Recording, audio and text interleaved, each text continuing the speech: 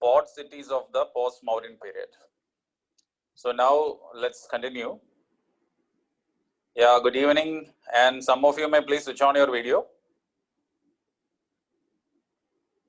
Some of you can switch on your video, okay. So the next is the trading items, the important trading items from India, between India and the world at that time. So the prominent trading items included,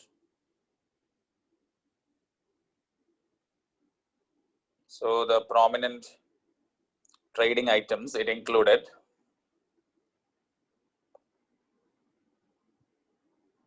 textiles from India. Textiles is an important item from India, which included cotton and silk. Cotton and silk textiles. So that was one thing from India, cotton, silk, textiles.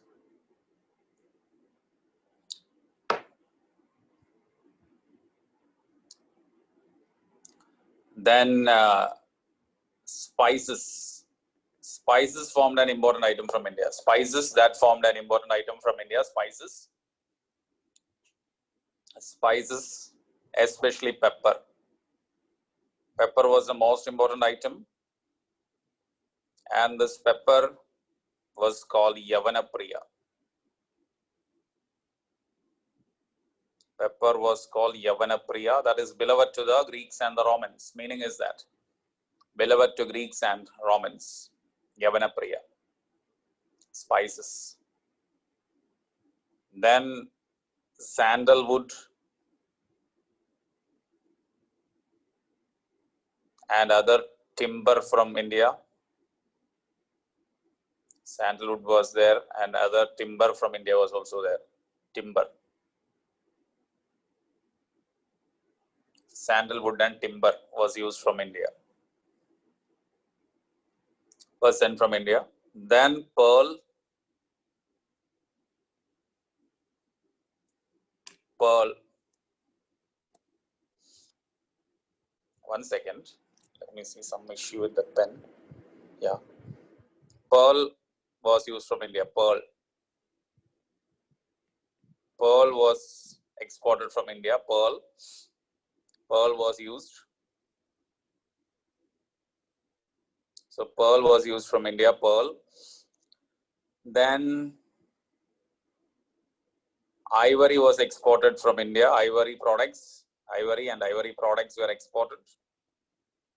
Ivory products were exported from India. So these were the important items that were exported from India. Okay. So these were the important imports from India, exports from India. Then imports. Imports were very limited and very few imports were there, and we imported wine, pottery, and also ivory. Ivory was imported and we made products out of that, and ivory products were exported. So wine, pottery, and ivory. Wine, pottery, and ivory were there. These were the imports. These were the imports that India brought. So trade balance was India's favor because we exported more rather than import. So it was favorable for India. It was mainly favorable for India. Favorable for India. Trade balance was favorable for India. And it was during this time the Roman traveler Pliny, he complained that the Roman gold and silver was draining to India. Roman gold and silver was draining to India. That complaint was given by Roman traveler Pliny. Roman gold and silver was draining to India.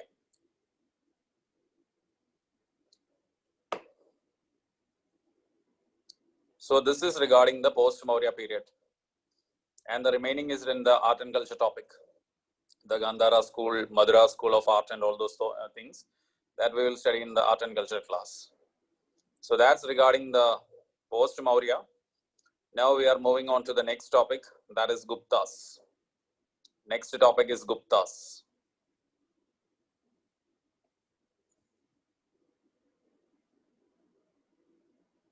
and it is from 300 to 550 AD. So India's history from 300 to 550 AD is termed as Gupta period. 300 AD to 550 AD, that is called the Gupta period. Gupta period. The next Gupta period, the Gupta Empire was established by Chandragupta. Chandragupta first, he established the Gupta Empire in 319-20 AD. So this was the time period.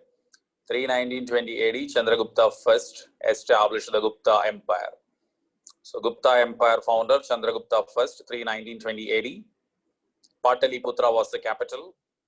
Pataliputra was the capital.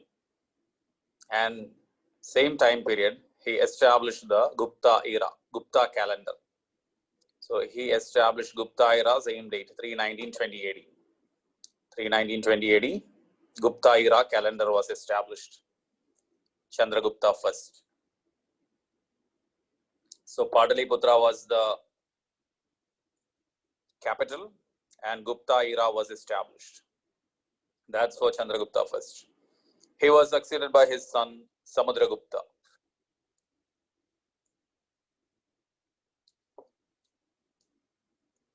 He was succeeded by his son Samudragupta. So Samudragupta succeeded this Chandragupta. Samudragupta became the ruler, and Samudragupta conquered the Indian subcontinent in 5 campaigns. Through 5 campaign or 5 conquests, he conquered Indian subcontinent. Indian subcontinent was conquered by Samudragupta in 5 campaigns. So entire India, he conquered entire India. So 5 campaigns. And the campaigns, first one, neighboring states of Gangetic Plains. So first campaign was against the neighboring states of Gangetic Plains. Neighboring states of Gangetic Plains, the first campaign.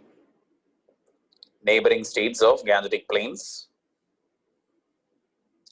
Second campaign was to Punjab and foothill states of Himalayas. Foothill states of Himalayas. So second campaign was Punjab and foothill states of Himalayas. In the third campaign, he conquered 12 tribal kingdoms of central India. 12 tribal kingdoms of central India. 12 tribal kingdoms of central India was conquered. Fourth campaign was against South India. Fourth campaign was against South India. And the last campaign was against the Shakas and Kushans in the northwest India, in northwest. Shakas and Kushans. So this is the 5 campaigns of Samudragupta.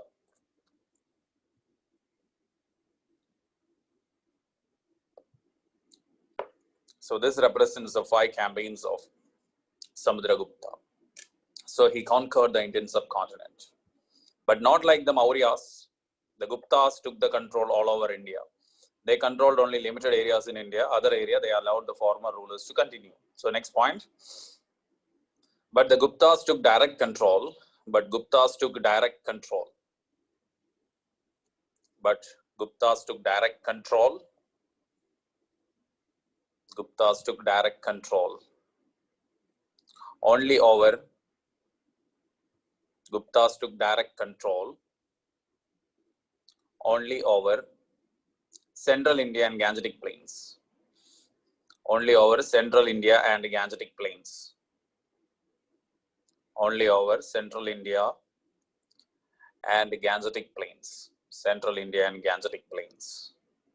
So that means though they conquered entire Indian subcontinent, their control was, direct control was established only over central India and Gangetic Plains. In other areas, Guptas allowed former rulers to continue. In other areas, Guptas allowed former rulers to continue, And this system came to be called Samanta system. This system came to be called Samanta system. In English, we call it as vassal kings, subordinate kings. Vassal kings or subordinate kings. Vassal kings or subordinate kings. That means an emperor, under him large number of kings in different parts, and they pay tribute to the emperor every year. That system was established in India by Guptas, and it was called Samanta system. See, in Maurya, they controlled entire India. There was only one emperor, one king. But Guptas, even though they conquered Indian subcontinent, their control, direct control, was established only over limited areas. And in other areas, they allowed the former rulers to continue. And that former rulers in Indian language were called as Samanta Rajas. English, we call it as vassal kings, subordinate kings, vassal kings. And thus Guptas gave rise to Samanta system in India. Samanta system. Then next, after his victory, Samudragupta performed Ashwamedha sacrifice. After his victory, Ashwamedha, almost like a federal system, but not exactly like that also. Federal system, modern times, is that central government and state governments. This is not the central government and state government. This is like a Gupta imperialism. Imperial power at the center, Gupta, and so many other rulers accepting Guptas as a superpower. That's all. Ashwamedha sacrifice. Ashwamedha is a Vedic sacrifice, also called the horse sacrifice. Ashwamedha sacrifice. It was performed by Samudragupta, and he took the title Ashwamedha Parakrama. Ashwamedha Parakrama. That was the title of Samudragupta, Ashwamedha Parakrama. He also had the title Vikramanga. Also had the title Vikramanga.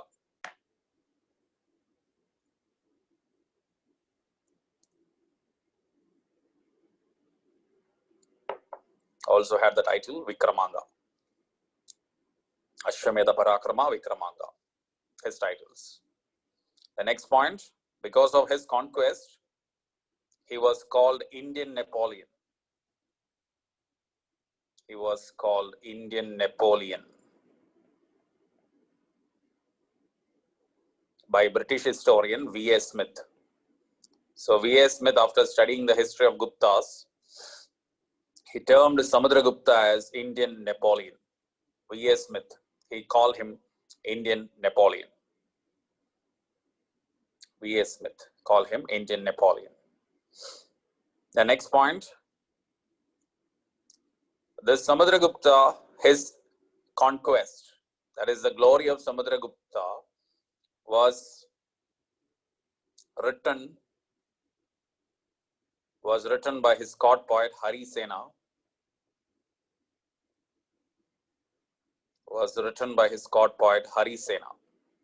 And it was called Prayaga Prashasti.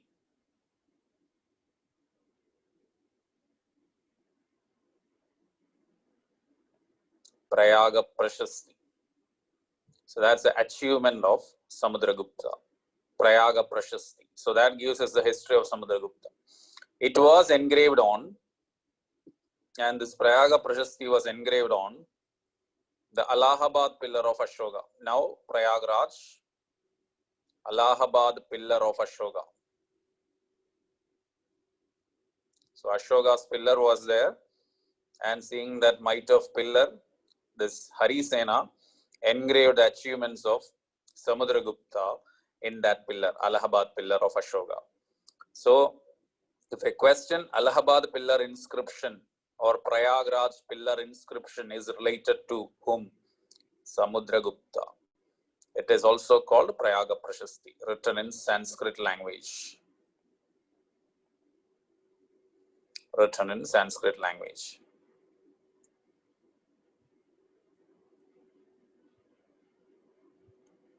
Then next, Samudragupta was a patron of art and culture. Patron of art and culture. He was called Kavi Raja. Kavi Raja. He was called Kavi Raja. Then in his coin, he is depicted as a player of Veena. Player of Veena. In the coins of Samudragupta, he is portrayed as a player of Veena. And all this are indicative of his literary, cultural talents. The next, Samudragupta was succeeded by his son Ramagupta. Ramagupta.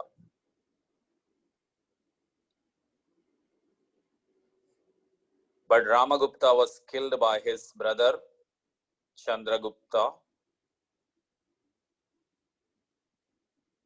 and he became the ruler as Chandragupta II.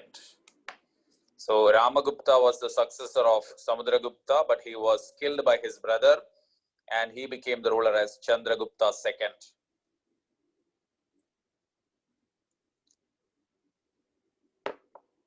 Chandragupta II.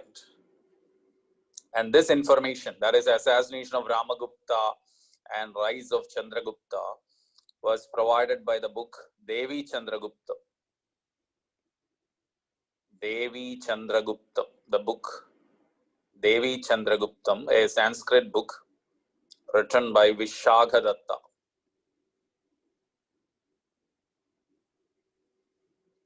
Devi Chandraguptam, written by Vishakhadatta, informs about this Chandragupta's accession to power. Chandragupta's accession to power. Devi Chandraguptam by Vishakhadatta. The next point, Chandragupta conquered Gujarat. Chandragupta conquered Gujarat. Chandragupta II conquered Gujarat from Shakas. Gujarat from Shakas. Shakas had the control over Gujarat. They used to pay tribute to Samudragupta, but when Samudragupta died, they became more powerful. Chandragupta went, defeated the Shagas, conquered Gujarat. So Chandragupta conquered Gujarat, and to commemorate his victory, over the Shakas, he constructed a temple. The first Hindu temple of India. He constructed a temple, and that was the first Hindu temple of India. Any idea which was the temple? First Hindu temple of India.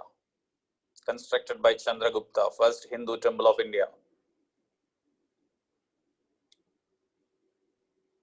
Not Somnath. Dashavadar temple at Devgad, Uttar Pradesh. Dashavadar temple at Devgad, Uttar Pradesh. This temple constructed by Chandragupta is considered as the first Hindu temple of India. Dashavadar temple, Devgad, constructed by Chandragupta. Dashavadar temple, Devgad. Then he also took the title Vikramaditya.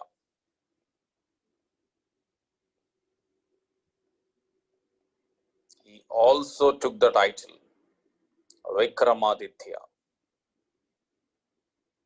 Vikramaditya. Then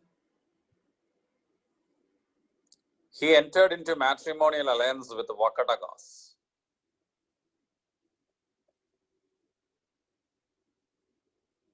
Who ruled Vidarbha.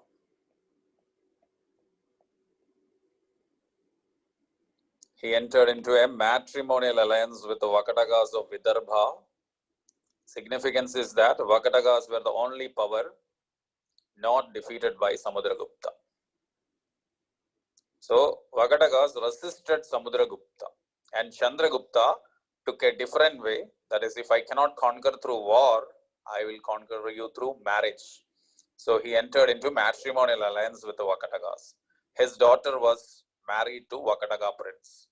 So Chandragupta took a matrimonial route to enter into an alliance with Vakatagas. And Vakatagas is significant in the history. They are the patrons of Ajanta paintings.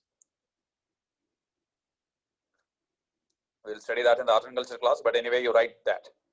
Now, Vakatagas were the patrons of Ajanta paintings. Patrons of Ajanta paintings. Then he was a great patron of art and culture. Great patron of art and culture. And his second capital, Ujjain. His second capital, Ujjain, was the center of art and culture. His second capital, Ujjain.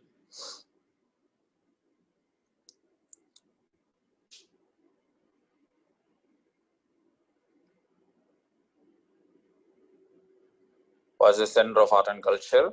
And his court had the celebrated scholars called Navaratnas. Celebrated scholars in his court were called Navaratnas, and they included Kalidasa, Varahamihira, Amarasimha, Vishagadatta, and others. Okay, not that I don't think that 9 names is important. If you want, you go through our Shankarayas Academy material. There it is. Kalidasa, you know, a great writer. Varahamihira was a astrologer and an astronomer, very famous astronomer and astrologer of that time, Varahamihira. Amarasimha was a great Sanskrit scholar. He wrote the book Amarakosha. Amarakosha, a Sanskrit thesaurus. Okay, it's a Sanskrit thesaurus. Many say it is a Sanskrit dictionary, not exactly. It's a Sanskrit thesaurus that was written by Amarasimha. And then Vishagadatta. Oh, this is for Chandragupta second only. Vakatagas I finished. Already I mentioned that Chandragupta was a great scholar of art and culture. His second capital is Ujjain. That means it is Chandragupta only. Vakatagas, we are not studying them. Just 1 point, that's over. Vakataka matrimonial alliance is over. Then I restarted again saying that Chandragupta was a great patron of art and culture. So obviously it is Chandragupta only. So Vishagadatta was the author of the 2 books, Mudra Rakshasa and Devi Chandragupta. So Navaratnas were in his court. And this year there was a question, UPSC, related to Kalidasa Amarasimha, which court they were. Okay. This is normally we used to say in the class. And from this, you can identify that this Kalidasa and Amarasimha were in this. This, if you know this, you could have answered that. This was enough. That all this information was enough. Another book of Vishagadatta we already told in the Maurya class, Mudra Rakshasa. Mudra Rakshasa. Isn't it mentioned in the class? You can check the note. Chandragupta Maurya, there will be a Mudra Rakshasa. Yes. Okay. Already yes is there. It's there. When I discussed Chandragupta Maurya, I mentioned about this Mudra Rakshasa also. The next, the Chinese traveler, Fa Hien. Chinese traveler Fa Hien visited India. Chinese traveler Fa Hien visited India during the period of Chandragupta. During the period of Chandragupta, Fa Hien visited India during the period of Chandragupta. Fa Hien visited India during the period of Chandragupta. So that's regarding Chandragupta. Then Chandragupta was succeeded by his son. Chandragupta was succeeded by his son, Kumaragupta. Kumaragupta. Kumaragupta took the title Mahendraditya. He took the title Mahendraditya. And he also constructed the famous Nalanda University. He also established the famous Nalanda University. Nalanda University was established by Kumaragupta.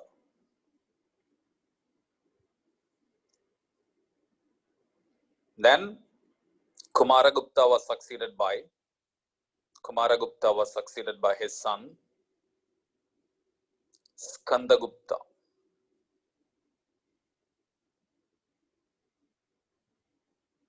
Skandagupta. He had the titles Vikramaditya and Shakaraditya. Vikramaditya and Shakaraditya were his titles. Vikramaditya and Shakaraditya. That were his titles. Vikramaditya and Shakaraditya. It was during his period Huns invaded India. White Huns. White Huns. The White Huns, or simply Huns. They were called White Huns also. This Huns invaded India during his period.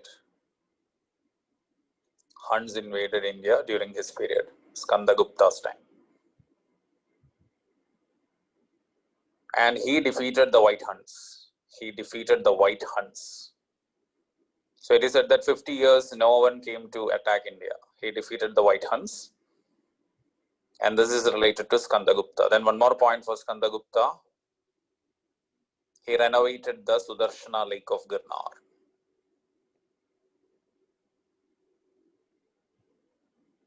Huns from Central Asia, not China exactly, it's Central Asia. Sudarshana Lake of Girnar.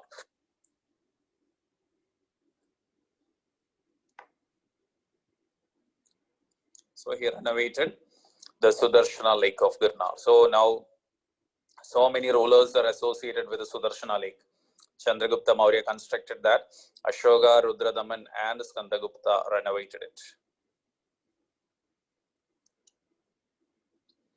So this is regarding the Gupta political history. Next point. After Skandagupta, the Gupta Empire began to decline. After Skandagupta, Gupta Empire began to decline. And by 550 AD, Guptas came to an end. And by 550 AD, Guptas came to an end.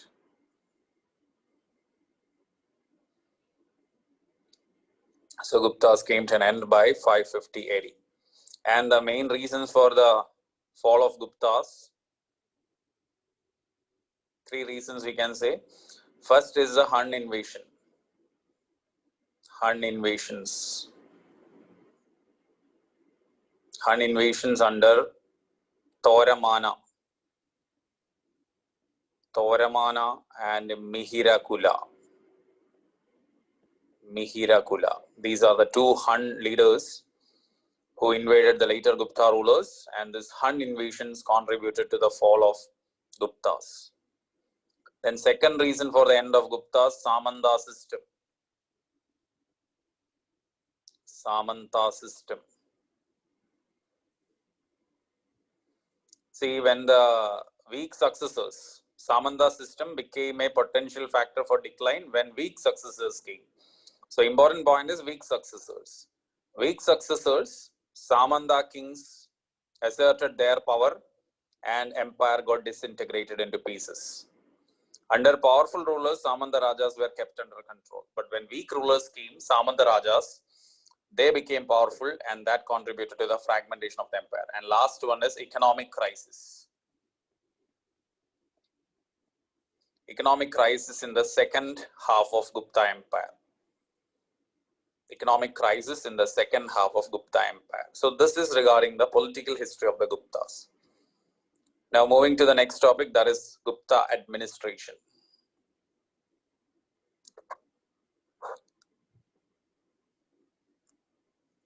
So next is Gupta administration.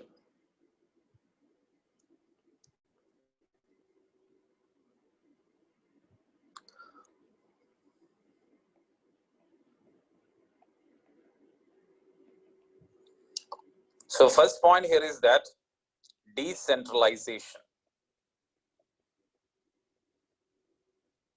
So decentralization was an important aspect of Gupta rule. Can you say what represents this decentralization?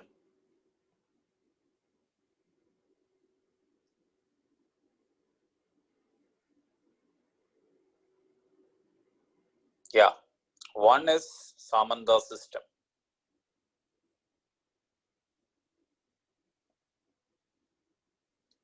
Second is land grants to Brahmins, autonomous land grants to Brahmins.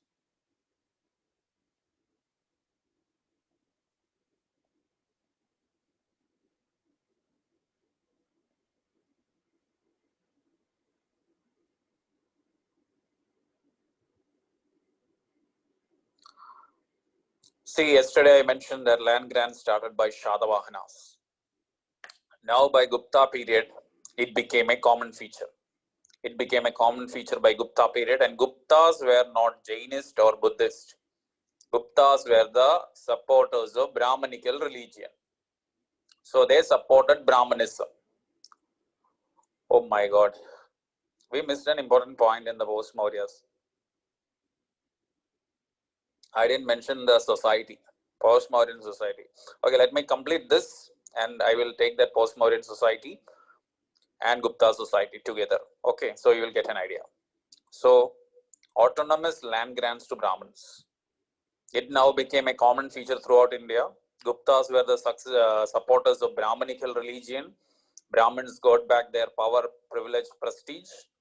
And this land grants, they had all the administrative powers also. Brahmins had all the administrative powers. So here the point is like this. See, this is Gupta Empire. Assume that. Gupta rule was limited to the central part of the empire. Say, red color is direct Gupta rule. And this remainder is full of Samanta Rajas. So Samanta Rajas had their power, Gupta's direct power, limited areas. Within that, the Brahmins were given land grants with autonomous powers. So this yellow color represents the autonomous powers within that Gupta Empire. Gupta Empire as well as Samanta kings, Brahmanical landlords got the villages and they had all the powers, law and order, administration, everything. So that shows that decentralization was the important aspect of Gupta period. So these two factors. Next point. Guptas maintained a smaller bureaucracy.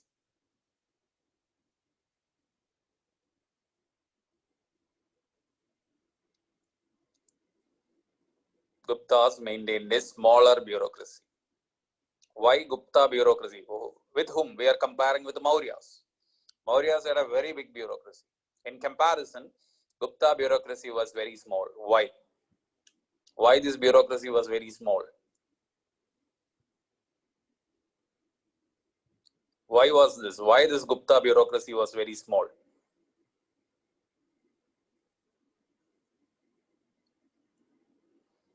Provincial administration was there. Reason is Samanta system. Mauryas controlled entire empire. See, Mauryas, they controlled entire empire. But this Guptas had this Samanta.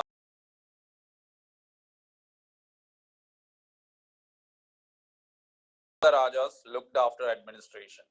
Brahmins had their own mechanism. So there was no need for such an elaborate bureaucracy. So Samanta system or the decentralization of power was the reason. Then an important official cadre. See, Mauryas, we studied many Adhyakshas, Dhamma Mahamatyas and all. Under Guptas, there was a cadre called Kumaramatyas. Kumaramatyas were an official cadre under Guptas. Officers were called Kumaramatyas. Then one more trend in the bureaucracy. Bureaucracy became hereditary in nature. Father is an officer, son will be automatically an officer. Then his son, like that. Bureaucracy became hereditary.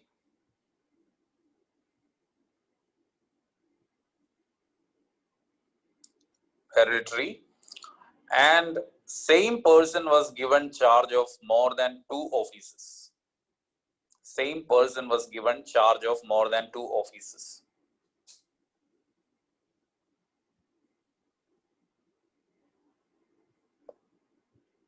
Same person was given the charge of more than 2 offices. The next, a new post came during the Gupta period was Sandhi Vigraha.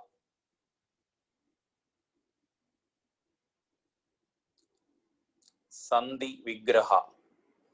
Sandhi Vigraha was a new post, and he was a minister for war and peace. So he will dictate the peace terms, he will also go for war. So same minister with both the charge of war and peace. Sandhi Vigraha. This post was mentioned for the first time, and that Harisena, the poet, Harisena was a Sandhi Vigraha. Harisena was a Sandhi Vigraha. We cannot say Foreign Affairs Minister. Foreign Affairs Minister is not dealt with war. Here it is, we can say Foreign Affairs Minister and the Defense Minister combined together. Sandhi Vigraha. Sandhi Vigraha.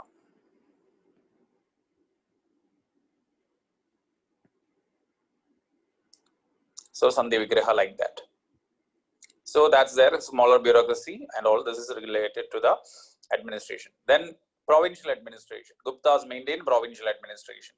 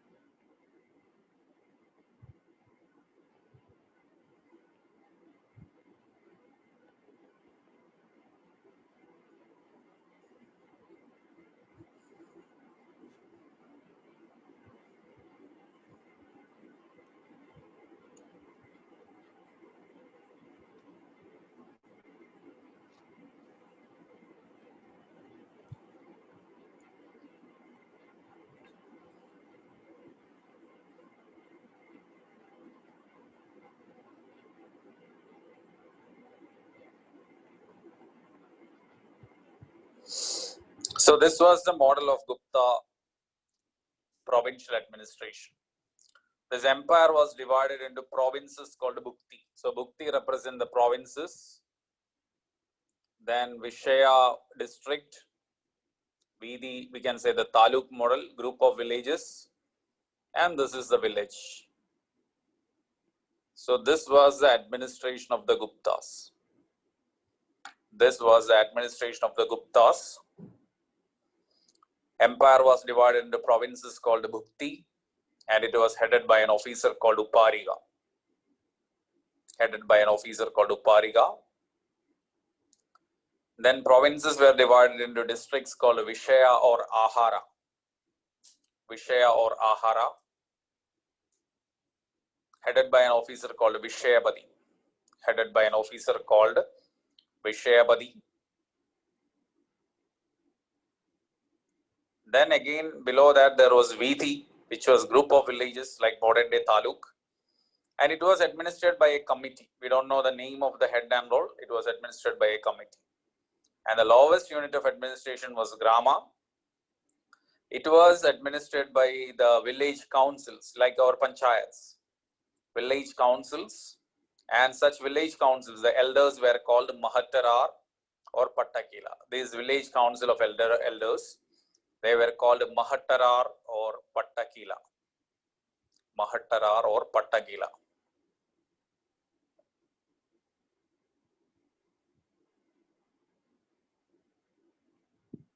Mahattarar or Pattakila. So this was how the provincial administration of Guptas. Then in the municipal administration,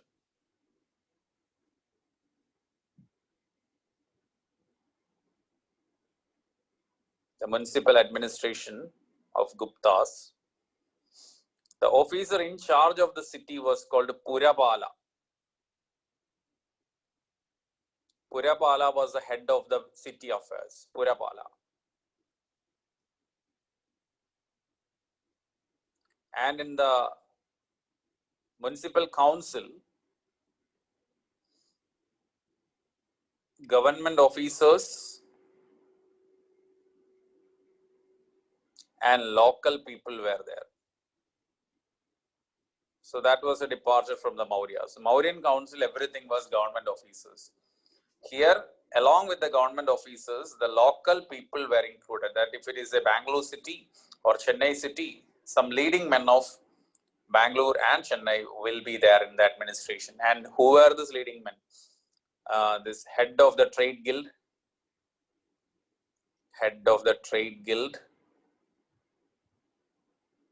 then head of the artisans, head of the clerks. Such people were included. Purabala is the head of the city. He is the officer in charge of the city. City administration was headed by Purapala.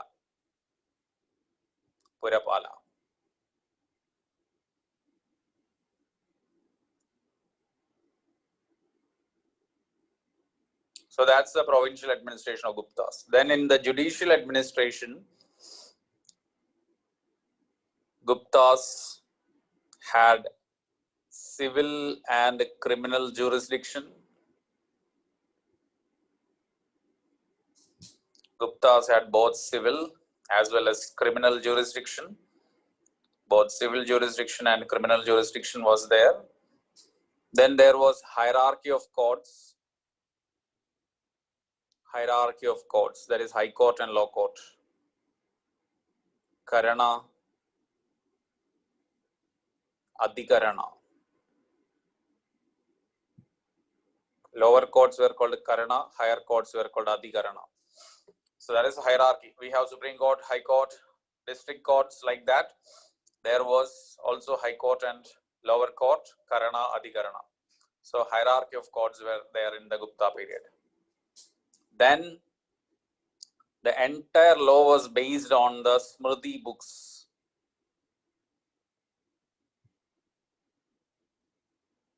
Smriti books were the law books of that time, written by the Brahmins. These books were given as the status of law books. So that was there in the judicial system of Guptas. Then in the army administration, the only change was that cavalry became the chief wing of the army. Cavalry, that is horses. Cavalry became the chief wing of the army. Cavalry or horses, that became the chief wing of the army.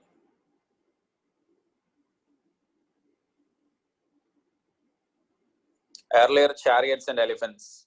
Now chariots and elephants lost its prominence, and now it is cavalry. Horses became the most important wing. So this is related to Gupta administration. Now let's move on to the another topic, that is the post-Maurya society. And we will study Gupta society also together. So post-Maurya society, that point we missed.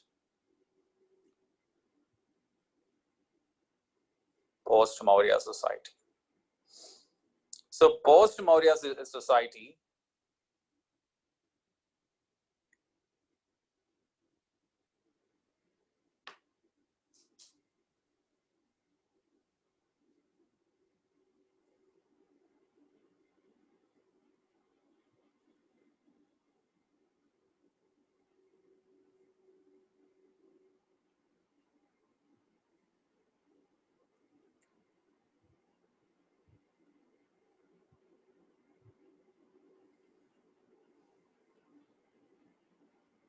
post-Maurya. We didn't mention post-Maurya. That's why I am going to take that point now.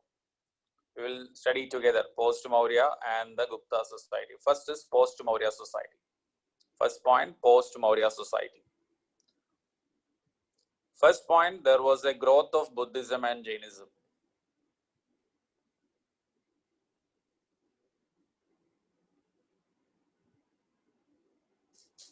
There was a growth of Buddhism and Jainism, mainly because the foreign rulers adopted these religions.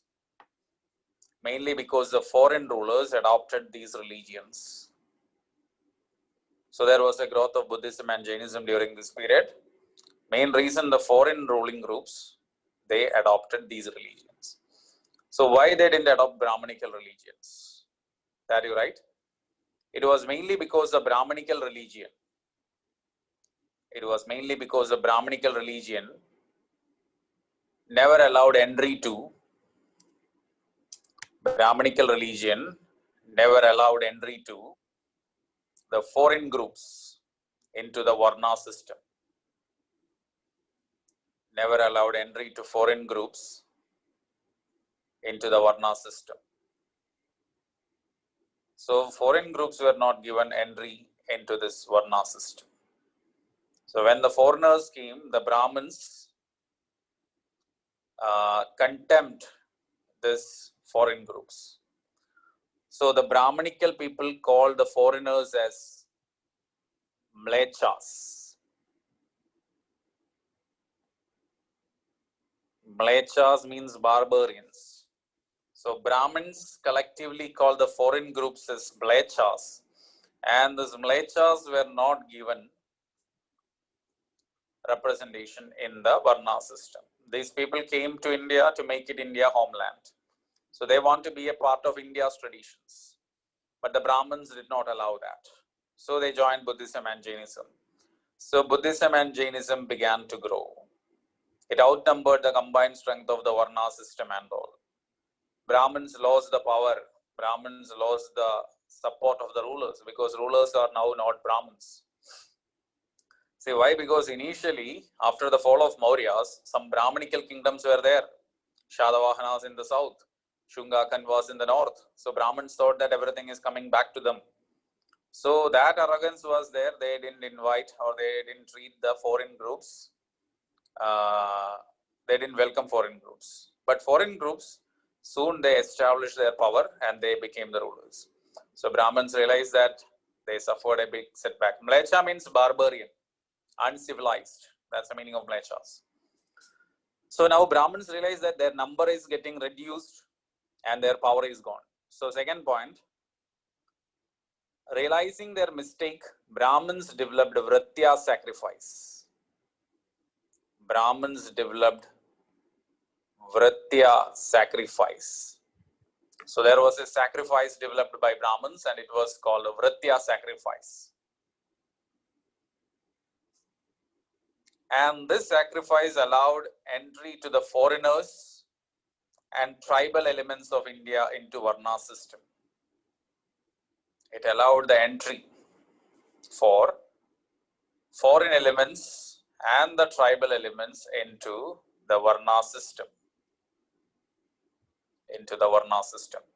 That means Brahman said that now we devised a sacrifice. Those who could perform the sacrifice, you can enter our Varna system. So this was an attempt to win over some people. Otherwise, they feared that their number is reducing. So this way they asked the foreign groups as well as the tribal elements. Here the tribal elements is the South Indians. Remember that yesterday I said that Brahmanization of South India, Shatavahana period. Brahmins coming down to the south. The reason was this. They wanted new people to their religion or their fold. So that's why, that is in order to face the challenge from Buddhism and Jainism, they came down to the south and they took the South Indians into their religion. So that is this Vritya sacrifice. And that's why the South Indian gods emerged the North Indian gods also. See, Krishna, Muruga, Durga, all are South Indian gods only. It is not there mentioned in the Aryan culture. There was no Durga, no Muruga, no Sri Krishna mentioned in the Aryan culture till the post-Mauryan period. This Murugan is the god of Kurinji Hill, Palani Hill. He was taken from South India.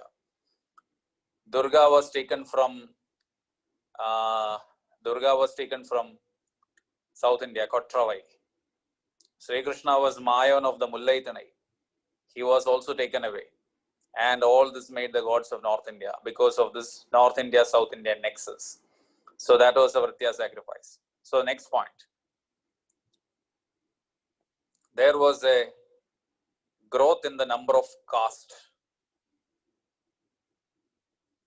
Growth in the number of caste.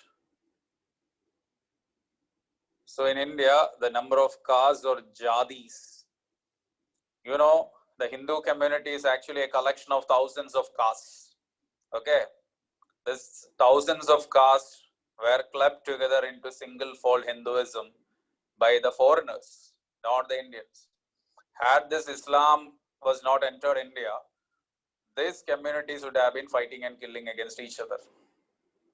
Then there won't be any Hindu religion in India. It could be Vaishnavism, it could be Shaivism, it could be Brahmanism, it could be other religion, other caste, and they would have fighting and killing each other. Because Shaivites and Vaishnavites were killing each other. We have the evidence. You might have seen that Dashavadaram movie of Kamal Hassan. That's a historical incident only. The statue of Govindaraj at Srirangam temple was taken away by Kulothunga III, a ruler, a Shaivite he was. So Shaivites and the Vaishnavites were killing each other.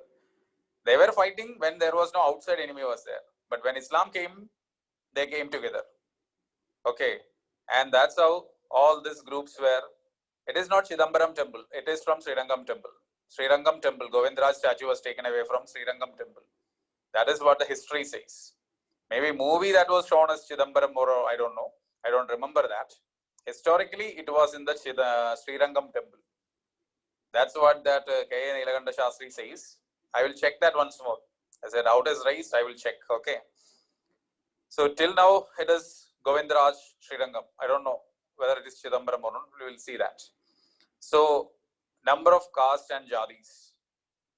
That the point I was saying is that in India, Hindu religion is divided into hundreds of castes. Why this caste emerged? Earlier, this Varna only. Brahman, Kshatriya, Vaishya, Shudra. Now Brahman, hundreds of castes. Vaishya, Kshatriya, hundreds of castes. Vaishyas and Shudras, thousands of castes. So there is nothing scientific in this and full nonsense only. But still, in India, we have hundreds and thousands of castes. Why this caste emerged? What factors led to the growth of the caste? Now the caste increased to 100 during this period. So why this caste emerged in India? Two reasons are there. Why this caste? Why there was a huge growth in the number of castes during this period? Why there was this growth? First point, the adoption of foreigners and tribal elements into Varna system. That is the first reason. That is what we said in the second point. Adoption of or entry of foreigners and tribal elements into Varna system. So you will ask why that I will explain. I said that Brahmins were having hatred towards the foreign groups. So they were not ready to accept the foreigners as the first class people. They adopted them as second class. Say for example, assume the ruling class. Indian Kshatriya was there. That is the Indian ruling group was there, Kshatriya. Then we have Indo-Greek rulers, Shaka rulers, Kushana rulers. So we are now performing Vritya sacrifice and taking them. So the Brahmin said that the only Indian Kshatriyas are pure Kshatriyas. So they remained as say Kshatriya 916. You know the gold quality, gold standard 916 gold. Don't write this 916, okay? 916 gold, you might have heard that. The 22 karat pure gold. 22 karat best quality gold. That is the 916 gold. You go to the jewelry and you should purchase only the gold which is 916. Okay. So Indian Kshatriyas were treated as the pure Kshatriyas. Indo-Greek Kshatriyas were inducted as say Kshatriya A+. Not the pure 916 Kshatriya, a different class. Shagas were taken as Kshatriya A-. Kushanas were taken as Kshatriya just A. Like that, different classes were inducted under different name. So see, the Kshatriya itself is now 4 castes in India. This is the way for Vaishyas, Shudras everywhere. And this is how all this emerged. Okay. The next point is Vritya sacrifice. Sorry, not Vritya, which was the point we were discussing with this. Yeah, growth of caste. Second reason, growth of new professions. Yesterday we mentioned that from 24 to 75. And in India, one profession is a caste. A profession, potter is a caste, blacksmith is a caste, bronzesmith is a caste, goldsmith is a class, carpenter is a class, and in the carpenter, then there's a sculptor, mason. So every new job, that was also crystallized into a caste in India. So growth of the caste was another point in this period. The next point, there was a huge rise in the social status of Vaishyas. There was a huge rise in the social status of Vaishyas. So there was an improvement in the social position of Vaishyas. Improvement in the social position. Why this improvement in the social position of Vaishyas? What could be the reason for the rise in the social position of Vaishyas? Why Vaishyas had a better? Yeah, that is because of their economic power due to trade. That period, economy was booming and Vaishyas were the traders. So economic power and position made the Vaishyas very strong. That made the Vaishyas very strong. Then next, position of women. Next is the position of women. So there was a decline in the social position of women. There was a decline in the social position of women. Manusmriti emerged during this period. Manusmriti emerged during this period. It was written by some Brahmin and it was given as the law book. So the Varna system, Brahminical society, the Brahmins said that this is our constitution, Manusmriti. So follow this. Manusmriti fixed the marriage age 8 to 12 years. Manusmriti fixed the marriage age for girls 8 to 12 years. He said that best age to marry a girl child is 8 years and after 12 it is not good to be married. So Manu declared that women should be married at the age of 8 to 12. Thus, child marriage became common in India. Thus, child marriage. So now emerges child marriage in a big way. Child marriage. So child marriage is now common in India because of this Manusmriti. If girls are getting married at a tender age like this, what will be affected? What will be affected? What's the negative here? Before this child marriage, here and there we could see some evidence, but no need to consider that. This is the period where child marriage became common. Yeah, that's it. This affected the educational rights of women. See, if you people were married at the age of, see, girls are sitting in my class. I don't see more all of you, but still, if you were getting married at the age of 10 or even 15, how many of you will be sitting in this class right now? So that's it. Education rights were affected. So no education, how you will understand that you are victimized? Only because of education empowerment, girls and women realize that they are being victimized and exploited. But you are getting married at the age of 8, no schooling, no education. You will believe that, okay, this is the best thing for you. You won't understand that you are victimized. So it adversely affected the education rights. Next point, all sorts of freedom were denied to women. No freedom at all. All sorts of freedom were denied to women in her public and private life. In her public private life. So Manu said that Nastri Swatantriya Marhadi, that is, women should not be given freedom at any cost. That is what Manusmriti says. So Manusmriti, so all this Varna and all, already Varna was there, but the caste system became such a bad thing only because of the idiot who wrote the Manusmriti. Okay, I don't know who exactly wrote that, but he was a brand number 1 idiot, 916 idiot, no doubt in that. And there are So many idiots today supports the Manusmriti, and they are bigger idiots than the Manu. Living in the 21st century and supporting Manusmriti are idiots bigger than that of Manu. Manu's statement is Na Stri Swadandrya Marhati. Na Stri Swadandrya Marhati. No one will ask that. Okay. But just understand that that was written in the Manusmriti. Then property rights were denied to women. No property rights. Property rights were denied to women. Property rights were denied. Then Niyoga came to an end. Niyoga system came to an end during this period. And widow remarriage was considered bad. So widow remarriage right was gone. Niyoga, okay, Niyoga was a idiotic custom, no doubt in that. So Niyoga came to an end, and widow remarriage was looked down upon. It was considered something very bad. Then divorce was allowed. Divorce was allowed. Earlier, divorce was not allowed. Now, divorce was allowed, but that also went against women. That also went against women. Divorce was allowed, but that also went against women.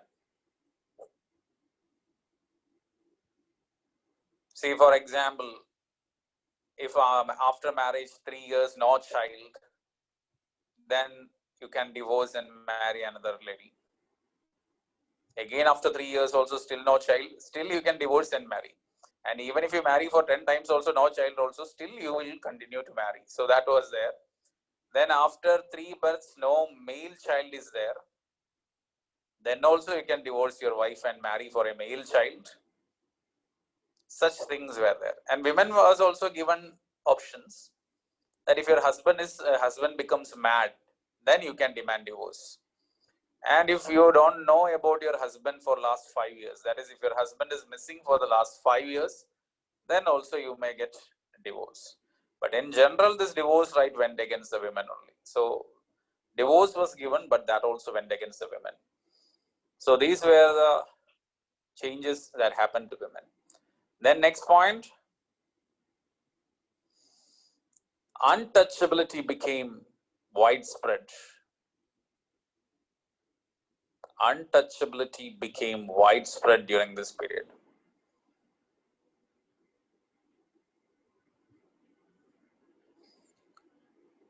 And untouchables were called Aniravasida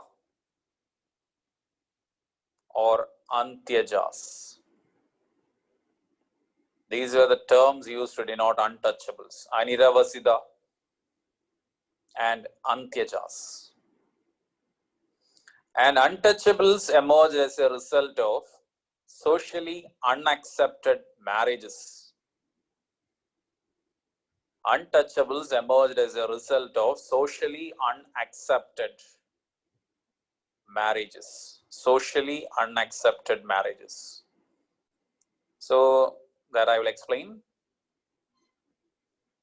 One second, all the pages are filled. One second. Yeah. See, in India, during that time, according to Manusmriti and all, 2 types of marriages were there. Anuloma and Pratiloma. Anuloma marriage and Pratiloma marriage. Any idea what is this Anuloma and Pratiloma? Is there any idea what is Anuloma, Pratiloma?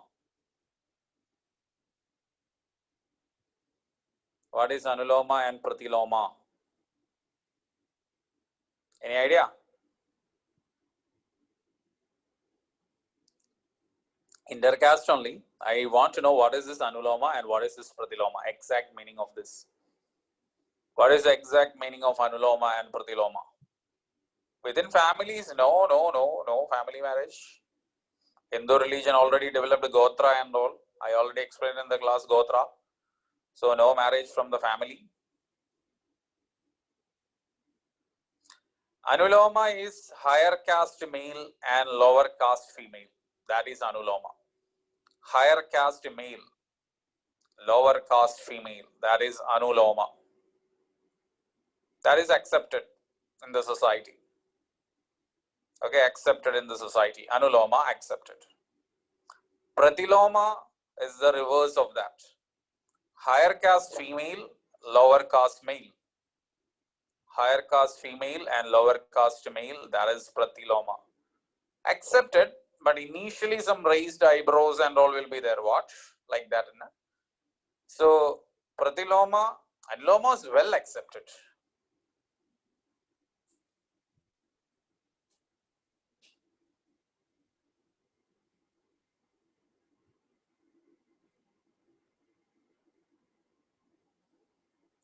We are focusing on the Varna society of that time. This is the problem of the, this is not the problem of history. See, there was a doubt in between.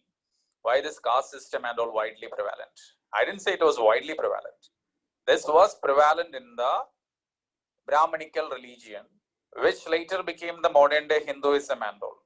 So this is a part of India's culture we are studying even today, facing today. All this started in the post-Maurya period. The child marriage and all those evils started during that period. That's why especially we are mentioning that. Buddhism and Jainism is there in big numbers. So assume that the then population of India, just take for a thing, around 50% of the India's population comes under this Brahmanical Varna, and the remaining 50% is say Buddhism, Jainism and all religion. In Buddhism and Jainism, these model caste oppression and all were absent. So it was not any visible changes was there. Only change was in their religion only, not in the social setup of Buddhism and Jainism. So we don't have much to study in the society of Buddhist and Jainists of that time.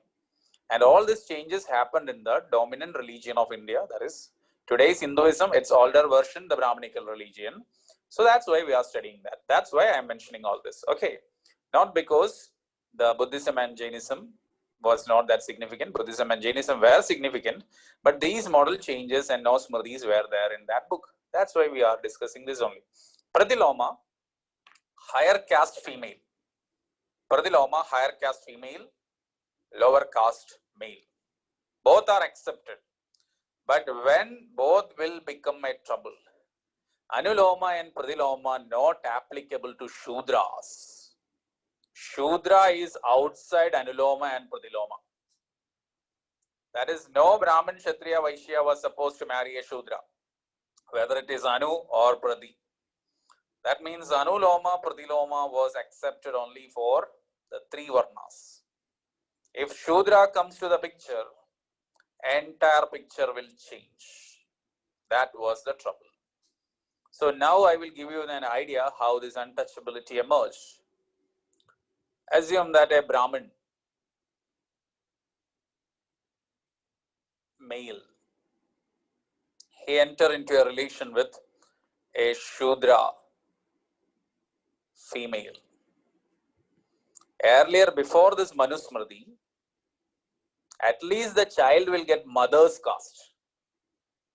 See, for example, I already told Mahapadma Nanda. Father was supposed to be a Kshatriya, mother a Shudra. So Mahapadma Nanda was a Shudra. But Manusmriti time and all, you know, this Brahmanical religion faced much troubles during this time. Big number of Buddhism and Jainism. And as a result of that, Brahmanical power is getting reduced.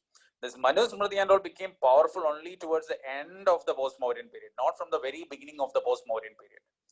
Beginning of post-Mauryan period, Buddhism, Jainism had a big growth. And later these rulers, Vritya sacrifice and all, they adopted Hinduism and slowly, not Hinduism, adopted Brahmanical religion, Varna system. So slowly that Brahmanical culture got little more power. When they got some power back, they imposed all this to prevent their girls and boys getting married from other culture and all. To prevent that, they came up with this so-called law books. Who wrote this law book? Brahmins. Who said this is the law book? Brahmins. Who forced others to follow that? Brahmins. So there is nothing. Who had the power? They imposed that. It was not having any acceptance like the Constitution of India or anything like that. Someone enforced this on the entire people. So now, in order to discourage this Shudras and other class relations, now they declared that if a Brahmin male and Shudra female, they enter a relation and a child is born. That child won't be a Brahmin and Shudra, he will be Chandala. This is how the Chandala caste emerged in India. That is, Chandalas were the children born out of Brahmin Shudra relation. Father Brahmin, mother Shudra, Chandala. That child is not having any trouble. It was not his mistake. It was mistake of someone else and he was born as a Chandala. Now assume that this is reversed. Shudra male and a Brahmin female. So Shudra male and a Brahmin female into a relation. I am using the term relation only because at that time no one will allow this marriage. Okay. So this Shudra male and a Brahmin female, that relation will be treated as horror of the horror at that time. Okay. First one is a simple horror. This is horror of the horror. A Shudra male is having a relation with a Brahmin female. Impossible at that time. And the child born out of this relation is called a Nishada. Nishada is equivalent to barbarian, savage. This Valmiki was a Nishada, the author of Ramayana. He was initially a mad, not a savage, uncivilized fellow called Ratnagara. Later he became Valmiki. So he was also an untouchable, Nishada. So Nishada Chandala. So how many more combinations? Kshatriya, Shudra, Shudra, Kshatriya, Shudra, Vaishya, Vaishya, Shudra. All new caste emerged. And the madness didn't stop there. If this Chandala Nishada enter into a relation, that became a Mahachandala or Mahanishada. Like the nuclear fission reaction, uncontrolled reaction. You studied nuclear fission. Okay. Like that, untouchable caste emerged in India. So just imagine, it is simple madness, nothing more than that. So this is how the untouchability became common during the post-Maurya period. And life of these untouchables were very horrible. Their life was horrible. They were not allowed to stay in the cities and the villages. They were to live in the wastelands outside the cities and the villages. They were not allowed to live with any others. They had to live in the villages or the village wastelands, forests, and all those places they were supposed to live. So they had to live in such places only. Then they were not allowed to do, Chandala and Nishadas were untouchables. That's why I said the untouchable caste emerged. They cannot come out in the daylight. That means sunlight is not allowed for them. They cannot come out in the daylight because if a Brahmin, Kshatriya, Shudra and Vaishya, if they happens to see a Chandala, they will get polluted. Not the untouchables. Untouchables are polluted by birth according to the theory. So if a Brahmin, Kshatriya, Vaishya or Shudra happens to see a Chandala, then that Brahmin, Kshatriya, Shudra, Vaishya will become polluted and they should do some pujas and sacrifices, all those things. And that is a costly thing to come out of the pollution and all. So no untouchable was allowed in the daylight. So what they will eat, how they live, they cannot do agriculture. So hunting and some activities were there. But anyway, they are. Then how will their mom and dad see them? Dads won't see them, that's for sure. It is just a sexual desire, some rape and all. I don't think the Brahmin, Shudra, Brahmin marriages happened at that time. It could be, the sexual exploitation only. And after that, parents, the father will never own. And in this scenario, this Brahmin man and this Brahmin lady, they will never own their children. That's for sure. Children are born, they will be thrown outside. Some people will come and take away them. Just like this orphans are being thrown in dustbins of India today. Na? So many orphans are there every day in India. Okay. So same way. So don't have that feeling of father-mother affection here. Okay. Such things were not there. So these people were born and they cannot live. So they were born and they have to live somehow. So the upper caste gave them one job, the job of scavenging. That is to remove the dead animals and all from the cities and the villages. They were given the charge of scavenging, the removal of the waste from the cities and the villages, plus the removal of dead animals. The cow, buffalo, bull all dies. These people were given the right. And when night time, not in the daytime, night time only you are allowed. Daytime you are not allowed. See, for example, this, what to say, night time when the chandalas are coming, they have to stick the ground, sorry, ground, they have to hit the ground with a stick, creating a sound like this, so that no high caste fellow even in the night happens to see them. So that was there. Okay, so that was their job. Now you are born as a human being, you have to eat something. The chandalas or the untouchables, they began to consume the flesh of the dead animals. Okay, that was the only food available for them. Dead animals, its flesh. They began to consume the flesh. That led to vegetarianism in India. See, the upper caste fellows, they know that the people are eating flesh. Till then, the Brahmin, Kshatriya, everyone was having flesh in India, meat. Now they had an aversion. Oh my God, the same food is being consumed by that untouchable fellow. No, that is the vegetarianism. This is how certain people took to vegetarianism. And just less than 2% of Indians are pure vegetarians. 98% of Indians are non-vegetarians. Less than 2% is the vegetarians in India, pure vegetarians. Majority are vegetarians with the disclaimers only. Vegetarian with egg, vegetarian with fish, vegetarian with chicken, vegetarian with the right leg of chicken, left leg of chicken, like that. So, pure vegetarians are very less. Even in this class also, I don't think more than 3-4 will be there. 3-4 is a big number for the number of 40 students. In the class of 250, hardly 2-3 will be there pure vegetarians, okay, in Chennai and all. So this is how the vegetarianism started in India. This is the reason why this vegetarianism came to India. Vegetarianism came to India because of this reason. So this was the postmodern society. With this postmodern society is over. Next topic is Gupta society. Gupta society. After a break for 7 minutes. Okay, break.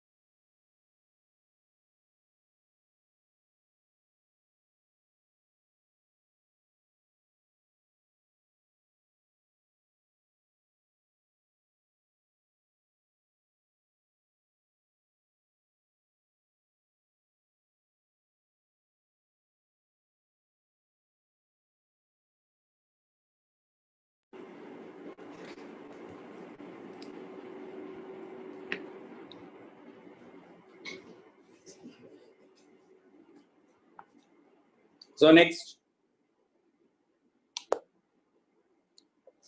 topic is Gupta society. Next topic, Gupta society.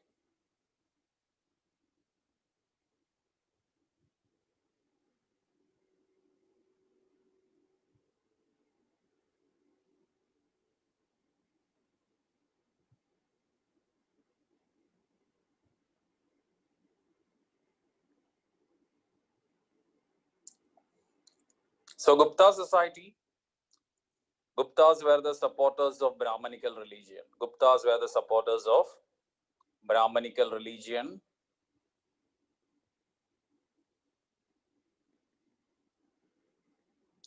So they were the supporters of Brahmanical religion. And that's why there was a growth in the Brahmanical. There was a growth in the domination of Brahmanical system. So there was a growth in the Brahmanical system over the society. Growth in the Brahmanical system over the society.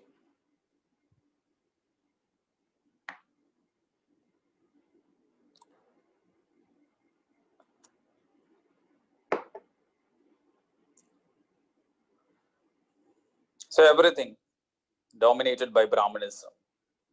Brahmanical system, they got their power back as they had the rulers who were supporting them. So automatically their domination over the society increased. So every aspect of the human life began to be dominated by the Varna system. So write the next point, that is, all aspects of human life was dominated by Varna system. All aspects of human life dominated by Varna system. All aspects of human life dominated by Varna system.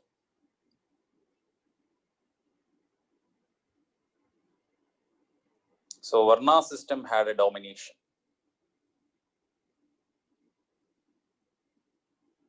In every aspects of human life.